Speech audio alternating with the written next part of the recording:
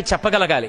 అంతేకాని మీకన్నా తక్కువగా ఉన్నవాణ్ణి చూసి వెకిలి నవ్వు నవ్వడం, మీతో సమానమైన వాణ్ణి చూసి నిర్లక్ష్యం చేయడం, మీకన్నా పైనున్న వాణ్ణి చూసి అసూయతో ప్రవర్తించడం జీవితంలో అలవాటైపోతే వాడు రేపు పొద్దున్న ఎక్కడ ఏ స్థానంలో కూర్చోపెట్టండి, వాడు ఓ ఉద్యోగస్తుడిగా వెళ్ళాడు అనుకోండి, వాడితో సమాన ఉద్యోగుల్ని చూసి నిరాదరణ, పై వాళ్ళని చూసి వెకిలి భావన, ఏదో ప్రమోషన్ వచ్చింది కానండి, ఏదో చదువుకున్నానంటాడు, నాకన్నా గొప్పవాడు ఏంటండి అంటాడు.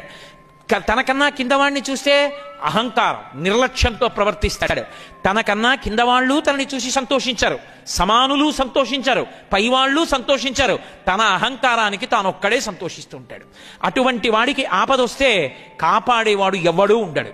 అందుకే జీవితంలో సంస్కారమును పొందుట అన్న మాటకు అర్థం ఏమిటి అంటే, తనకన్నా పెద్దలు కనపడితే గౌరవించాలి, తనతో సమానులు కనపడితే ఆదరించాలి, తనకన్నా కింద వాళ్ళు కనపడితే పరమ ప్రేమతో కూడుకున్నటువంటి భావనతో వాళ్ళ యొక్క అభివృద్ధి కొరకు ఆలోచన చెయ్యగలగాలి.